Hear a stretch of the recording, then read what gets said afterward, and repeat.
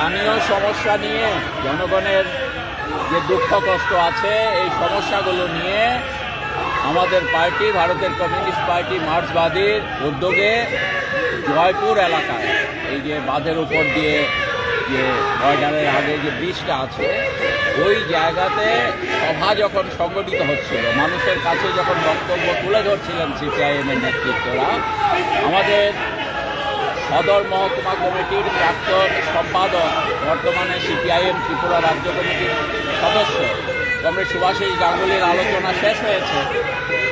আমাদের জেলা সম্পাদক কমরেড রতন দাসের আলোচনা যেই শুরু হতে চলেছে সেই সময়ে মণ্ডল নেতৃত্বের উদ্যোগে বিজেপি তারা হামলে পড়ে আমাদের লোকজনদের উপর, প্রথম যারা স্টেজে ছিলেন, নেতৃত্ব ছিলেন, তাদের উপর আঘাত করা হয়, তাদের মাথা ফাটানো হয়, তাদের শরীরে বিভিন্ন জায়গায় আক্রমণ করা হয় এবং যারা শ্রোতা ছিলেন তাদেরকেও আক্রমণ করা হয়। ইতোমধ্যে 7 থেকে 8 জন হাসপাতালে আছেন, তারা বিভিন্ন জায়গায় আঘাত পেয়েছেন, গুরুতর আঘাত তারা পেয়েছেন। পুলিশের অনুমতি নিয়ে এই সমস্ত সভা করা হয়েছিল, কিন্তু পুলিশ পাশে থাকা সত্ত্বেও কোনো রকম ভূমিকা, দুষ্কৃতিকারীদের আটকানোর জন্য কোনো রকম ভূমিকা পুলিশ পালন করেনি বা পরবর্তী সময়েও পুলিশ তাদের গ্রেপ্তার করার জন্য কোনো উদ্যোগ গ্রহণ করেনি। আমরা আজকে এখানে পশ্চিম থানার আধিকারিকদের কাছে এটা জানাতে এসেছি যে যাতে দুষ্কৃতিকারীদের আজকের মধ্যেই গ্রেপ্তার করা হয়, তার জন্যে যাতে ব্যবস্থা গ্রহণ করা হয়।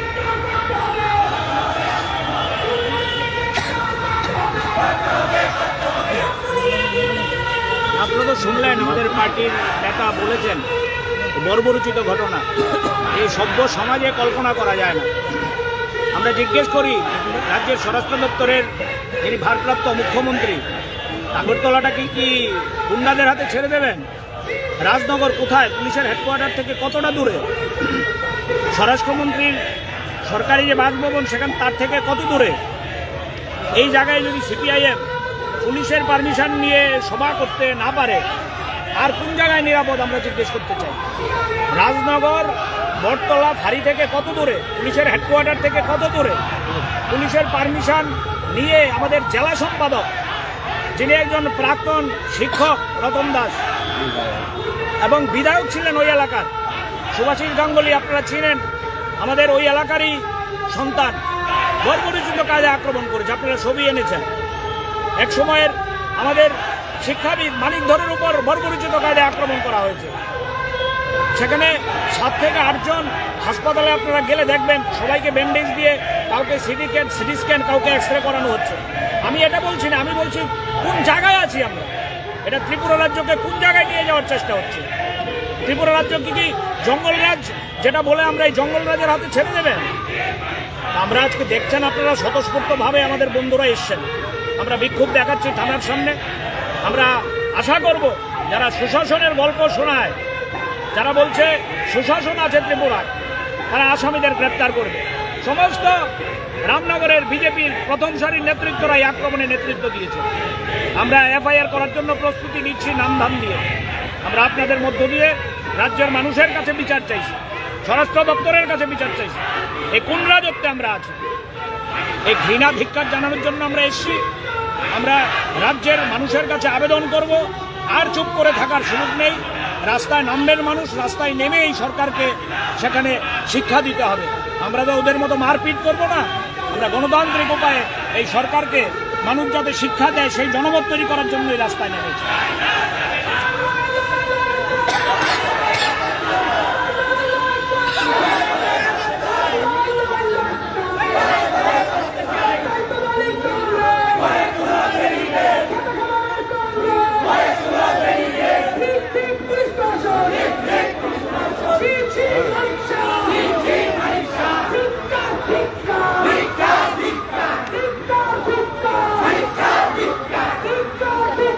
Manisha!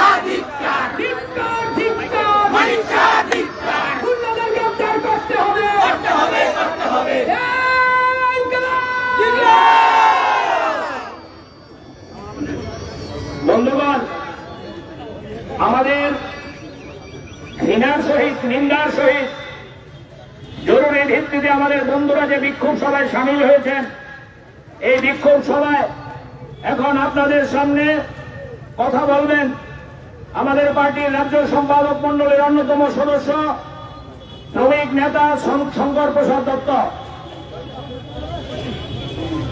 শুধু বন্ধুগণ, আপনারা সবাই জানেন যে জয়পুর রাজনগর এলাকার জনগণের যে কষ্ট, দুঃখ, পানীয় জল নেই, রাস্তাঘাট সেখানে খারাপ অবস্থায় আছে, মানুষ ভালোভাবে এই এলাকায় রাস্তা, পানীয় জল ব্যবহার করতে পারছেন না।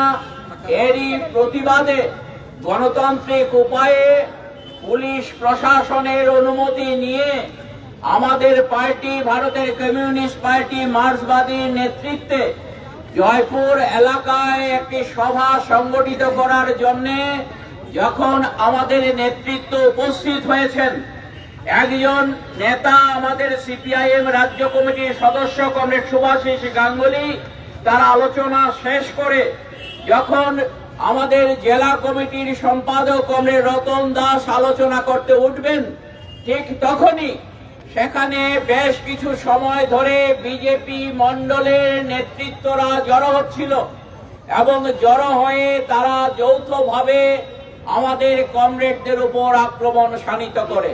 প্রথম স্টেজে যারা ছিলেন 4 জন নেতৃত্বের উপর আক্রমণ সংগঠিত করে, পরবর্তী সময়ে যারা সেখানে শ্রোতা এবং দর্শক ছিলেন তাদের উপর আক্রমণ সংগঠিত করে।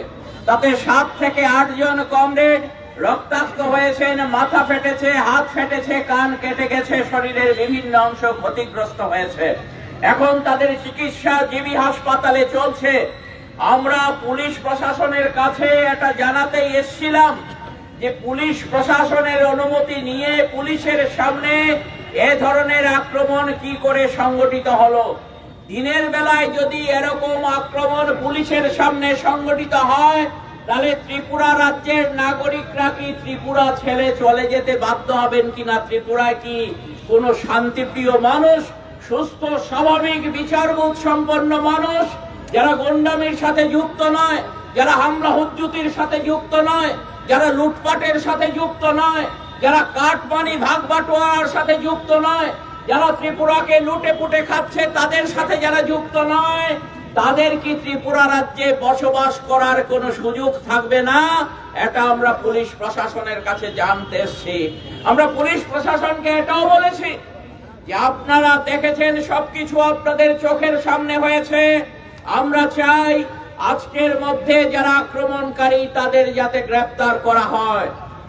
আর যদি গ্রেফতার করার ক্ষেত্রে এই বিজেপি সরকারের পুলিশ প্রশাসনের দিক থেকে কোনো ভূমিকা তারা পালন না করেন, তাহলে আগামী দিনে আরো বৃহৎ আন্দোলনে নামতে আমরা বাধ্য হব।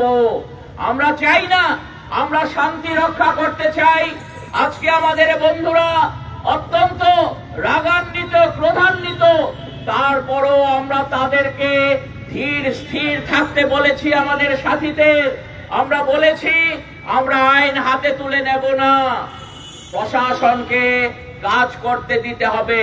আমরা তাই এখনো এই বিষয়টা আবেদন করব প্রশাসনের কাছে যে তারা যাতে এ রাজ্যের শান্তিকামী মানুষ যারা, শুভবুদ্ধি সম্পন্ন মানুষ যারা, তাদের হাতে আইন তুলে নিতে দেবেন না।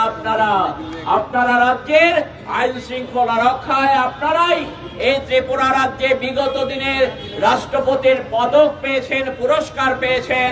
এ রাজ্যে সন্ত্রাসবাদী সমস্যা সমাধানে এ রাজ্যের টিএসআর বাহিনী, এ রাজ্যের পুলিশ প্রশাসন তারা গুরুত্বপূর্ণ ভূমিকা পালন করেছেন। তাই আমরা এখনো আবেদন করব আপনাদের শুভ বুদ্ধির কাছে যে না, বিজেপি সরকারের ক্রীড়নক হিসেবে আপনারা কাজ করবেন না, কারণ বিজেপি চিরকাল থাকবে না। কোন সরকার চিরকাল থাকে না। পৃথিবীতে হিটলার মনে করেছিলেন তিনি সারা পৃথিবী দখল করবেন, মুসোলিনি মনে করেছিলেন সারা পৃথিবী দখল করবেন, ওই জাপানের তোজো মনে করেছিলেন গোটা এশিয়া তিনি দখল করে নেবেন। তাদের কি পরিণতি হয়েছে আপনারা জানেন। স্বাভাবিক কারণেই আপনারা দেখেছেন এই ত্রিপুরা রাজ্যে বিজেপির 18 সালে যে ভোট পেয়েছে সেখান থেকে তাদের ভোট 11% কমে গেছে। 2023 সালের বিধানসভা নির্বাচনে বিজেপির 11টি আসন সেখানে কম হয়েছে। তাহলে মানুষ আক্রমণের মধ্যে, জ্বালা যন্ত্রণার মধ্যে, অসংখ্য অসুবিধার মধ্যে মানুষ কিন্তু এই বিজেপি সরকারের অপকীর্তিকে মেনে নিচ্ছেন না। আগামী দিনে বিজেপি সরকারের অপকীর্তির বিরুদ্ধে পুলিশ যাতে ভূমিকা পালন করে, এটা পুলিশের কাছে আমরা এখনো আবেদন করব। আপনারা আইন মানুষকে হাতে তুলে নিতে দেবেন না, এই আবেদন রেখে। এবং বিজেপি প্রশাসনের কাছে বিধানসভা চলছে, রাজ্য বিধানসভার অধিবেশন, সেই সময়ে যদি আপনারা গুন্ডাদের লেলিয়ে দিতে পারেন তাহলে এই রাজ্যে মানুষের বসবাস করা অসম্ভব হয়ে পড়বে। এটা যাতে না হয় তার জন্যে এখনো বোধ জাগ্রত হোক, এই আবেদন রেখে আমি আমার কথা বলা শেষ করছি। ইনকলাব জিন্দাবাদ।